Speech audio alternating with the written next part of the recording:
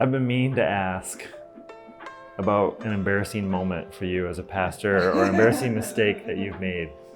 Tom, get us started. Introduce yourself, your name, your campus, and then what's an embarrassing moment? Like on a scale of 1 to 10, how embarrassing, embarrassing, you can take it anywhere you want, anywhere on the scale. Wounded by it, and Yikes. Yeah. I've never shared it before, or no, just Okay. keep it light. Okay. Speak from your scars, not from your wounds. So There we go. there was this time that the annual meeting of United Methodists in the state of Michigan was meeting at the Breslin Center here in East Lansing. And we as a church were doing a church in a pub demonstration just down the street at Harrison Roadhouse. And we had 100 people signed up for this thing. I mean, it was like we were one of the displays of cool things that are happening in Lansing with United Methodists. And Jeremy and I worked really hard with Harrison Roadhouse to build the relationship and craft this worship service. Yeah, set up the sound, the presentation, the TV, the food, everything.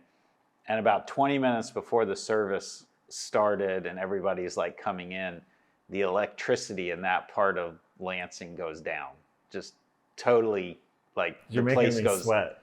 It just goes dark. The story. So I have 100 of my colleagues showing up to learn from me or see how we do church here at Sycamore Creek. And all of our work just goes. And it happened that in the back of my car, I had that little speaker that's battery powered, and we were able to use that. So we had a demonstration of church in the pub in the dark. Not the way you intended it. Not the way I intended it. It turned out, though, in some ways that it was a good demonstration of improvising. And then the power turned on 20 minutes into the service, and while I'm in the middle of preaching, and Jeremy quickly gets together everything. And yeah. I think I forgot to introduce myself. You did. You did. Yeah. Who are you? I'm Tom Arthur. I'm the lead pastor at Sycamore Creek, and I'm also the campus pastor here at Eastwood, where we're sitting in our new cafe. We are. Yeah. Yeah. How about you, Mikkel? Yeah, so I'm Mikkel White, and I'm the campus pastor at the South Lansing campus. And I'm going to go in a different direction. I'm only have just finished my 3rd year of being a pastor, really. So I don't have the longevity. The more years you get, the more the embarrassment adds up. Well, It does. We'll see. More opportunities Okay, to embarrass yourself. So a couple of series ago, we did a series on Thessalonians, people of the light. Yeah. And we had various topics, living faithfully, and then there was a talk on sex, and then there was a talk on the end times and eschatology, which is a fancy way of saying the end times. And on that week, Kathy Doby, one of our volunteers, was speaking. And so we were joking about we gave her the hard talk on the end times. And I was like, well, last week I had sex. And one of our volunteers from the back was like, I did too. I was like, oh. So that was a little embarrassing. Yeah. Yeah. Thankfully, that was during the run-through. That was not during the actual service. Man, So I only embarrassed myself. I was going to go back and check the tape, but maybe not. I only embarrassed myself. Open in front mouth, of our insert volunteers. foot. Yeah, basically. Yes. How about you, Mark? Well, I'm Mark. I'm the campus pastor of Sycamore Creek and the executive pastor of Sycamore Creek. And many years ago, we were doing church in a diner, and we were at Jackie's Diner, and I was really excited to preach there, and I got really, really into the message. And I was talking about how God really cares about each one of us, and God cares about the whole of who we are. And so much so that he sent his son, and it just shows us that God is willing to, and I meant to say, fight for our hearts. But what came out was God farts. And as soon as I said God farts, I lost everyone. We all started laughing. Now, maybe at that moment I was saying something theologically profound because, it was pointed to Jesus' divinity, but I so wish that you had made the same mistake right now. Same mistake. Yeah, like you were saying. And what I meant to say is God, and then you said God farts. God farts again. Whatever. You're better prepared this time. I'm much better prepared this time. So today I'm hosting a conversation between the three of us, and we're wrapping up our series, I've been meaning to ask. Mm-hmm. And so throughout this series, we've been looking at these different questions, and we're using those to cultivate courageous conversations. And that's kind of what we're doing today. Yeah. a courageous conversation. That's why we started out with our embarrassing moment. And so throughout this series, we've looked at where are you from? We've talked about where does it hurt? Talked about what do you need? And we've talked about where do you go from here? And today we're going to take those 4 questions and we're going to direct them at Sycamore Creek, and we're going to have a conversation I've been meaning to ask about Sycamore Creek. Okay. And our hope is that in the same way, like we've answered these questions throughout this series for ourselves as we've shared messages with our campuses.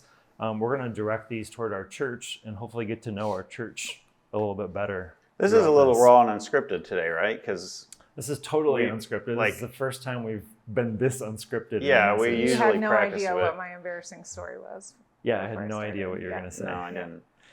Now, as a reminder at Sycamore Creek, our mission is to ignite authentic life in Christ and fan it into an all-consuming flame. And we're all in, each of us, on the mission of our church. So our first question that we've been meaning to ask about Sycamore Creek is, where are you from? And I think, Tom, you've been a pastor the longest of Sycamore Creek, so you're a good person to answer this question. Tell us a little bit about where is Sycamore Creek from?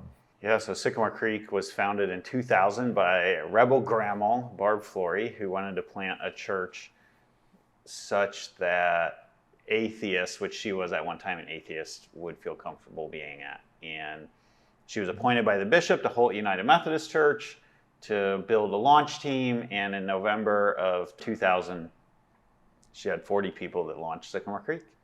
And it started out at Lansing Christian School. She retired in 2009, and I started. I was the second pastor. It's kind of tough spot to follow a founding pastor, but I survived the first couple of years. When I first came, we were meeting at Lansing Christian School, and I got immediately asked, when are we going to get a building? So we ran a capital campaign, started saving. 2 or 3 years in, I got this crazy idea to launch church in a diner, and we did that, and it was successful. A couple more years later, Potterville United Methodist Church came to us and said, hey, what would you think about adopting us? So we did that. At about the same time, we were launching church in a pub, and so we kind of did those 2 things at the same time. Right before all of that, we ended up buying a building in South Lansing. So then we ended up with 2 campuses, one in Potterville, one in South Lansing. For a while, we had church in a pub and church in a diner. And then fast forward several years, and Asbury United Methodist Church came to us and said, would you adopt us? And we were like, well, let's give it a try. And we did this option a little bit different. We shut the building down for a year, remodeled it as a performing arts center as well as a church. And we just opened, we had our grand opening 2 or 3 weeks ago. We brought Mikkel on a little over a year ago now, to take South Lansing, and I moved to do this launch. That's like Sycamore Creek's history in a nutshell. Mm-hmm. I've been here for 15 years, or I'm in my 15th year. That's a long time. That's a long time. You're well positioned to tell us about the history of our church. Yeah. And one of the really fun things about Sycamore Creek is I think I have a 3 to 7 year attention span. So every 3 to 7 years, I need some new challenge. And Sycamore Creek has been a place where we've been able to reinvent ourselves as a church, which I think has helped us stay relevant to the culture and to our mission of igniting authentic life in Christ. So I could go into lots more detail. You came to Sycamore Creek through the appointive system? Yes, I was appointed by the bishop. Tell us just a little bit about that. Yeah, so I was on staff. Well, I met my wife at Wheaton College, and she was from Northern Michigan, and she was a Presbyterian PK, pastor's kid, but got a job as a United Methodist, or in a United Methodist church in Petoskey as the youth director. And so when I graduated, I ended up also attending that church. I'd never been in a United Methodist church until that point.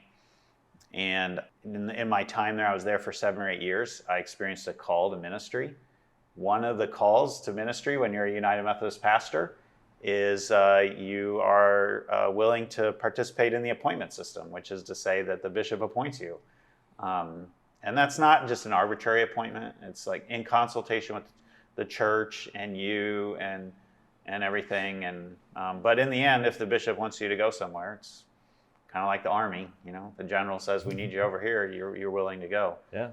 So they appointed me to Sycamore Creek, and I get reappointed every year. I always tell people, if you really want me to stick around, then the best thing to do is to keep inviting people, because they tend not to want to mess with things that are going well. Mm-hmm. And for the most part, Sycamore Creek's gone really well for 15 years, or they would have sent me somewhere else probably.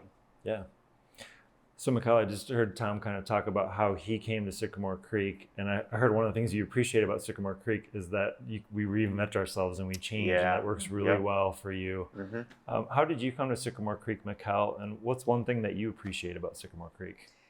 Yeah, so I mean, I grew up in North Carolina, and sometime as an adult, I wound up at a United Methodist church. But it wasn't like a typical United Methodist church that was formal or had like structured liturgy and things like that. So it felt in a lot of ways similar to what Sycamore Creek is. And it was there that I experienced a call to become a pastor. So when I graduated from seminary, I wasn't exactly sure where I wanted to go. And I wound up at a non-denominational church in Chicago, leading a campus there. And we were there, we moved in 2020, right in the middle of the pandemic. And unfortunately, the church just didn't weather the COVID very well. Their budget didn't. And so they wound up closing the campus I was leading. And I had met Tom. He had come out to like learn from this church in Chicago in 2021.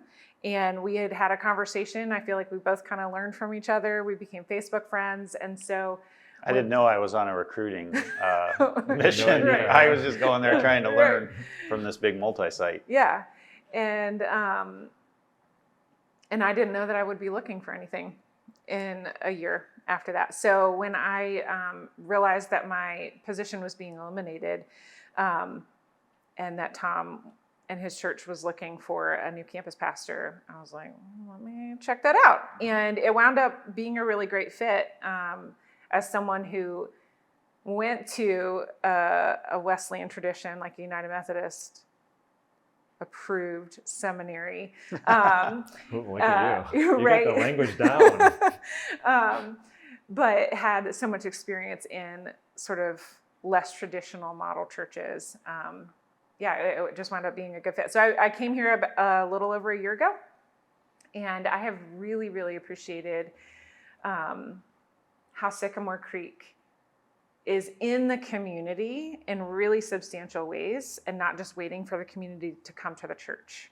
And then when people do come to the church, that it's welcoming and offering a place of belonging for people. So I've really appreciated that. You just passed a big milestone, though, in the appointment system. Yes. So after being here for a little, like a year, I was eligible to be appointed by our district committee on ordained ministry. And I am officially a licensed local pastor appointed to Sycamore Creek. Congratulations. You're not just a direct hire now. You are officially appointed. I'm officially a pastor. So you can preside over the sacraments at Sycamore Creek, and you don't have to have me standing there beside you and all that kind of stuff. I can do communion all by myself. All right. Well, with God. It's not really by myself, but you know what I mean. Absolutely. That's fabulous. Yeah. Super How about exciting. you, Mark? Well, I grew up in the Grand Rapids area, and I grew up going to the Christian Reformed Church. And when Jan and I moved to Lansing, at some point in our journey through grad school, we were looking for a church here in the Lansing area. And we stumbled upon Lansing Christian School, which is where Sycamore Creek was meeting. I had no idea Sycamore Creek was United Methodist and what I was getting into. But I love the church. And what I mean by that is I love the people. I love the way that our church lives out its faith. I was really attracted to that. And Jan and I connected with the church. I had no clue at the time, as I was finishing up my PhD, that it would lead to me becoming a pastor of this church. But that happened through our adoption of Potterville United Methodist. And through that adoption process, I experienced a call to become a pastor. And I've now been a pastor of Sycamore Creek for 7 years. And when I think of Sycamore Creek... 7 years? 7 years. You've been 7 years. Yeah.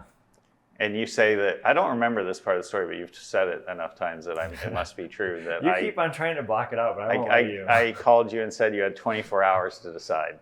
You did. You called and said we were thinking about exploring an adoption, and you knew that I was wrestling with a call to pastoral ministry, and you were like, is this the opportunity? And, we need to let the cabinet know because they're trying to figure out what they were going to do, and you let me know by tomorrow what your choice is. Wow. Yeah. 7 No years pressure. later, here you are. And yet it was a no-brainer. Like, it took Jana like 15 minutes to realize this is where God is leading us. And I'm so happy that I made that decision. Yeah. Now, I do have a science background, and one of the things I really appreciate about Sycamore Creek is that we're able to engage our faith with our minds. And I love that this is a place where we can ask questions and we can look at multiple perspectives and that we can wrestle with things together. Given my science background, that was really important to me for a faith community. We're going to pause a couple times today during the message for discussion. And we have a first discussion question for you. And that is, tell us about how you came to Sycamore Creek. Let's take a moment, turn to someone near you, put your answer in the comments. Let's answer that question. How did you come to Sycamore Creek?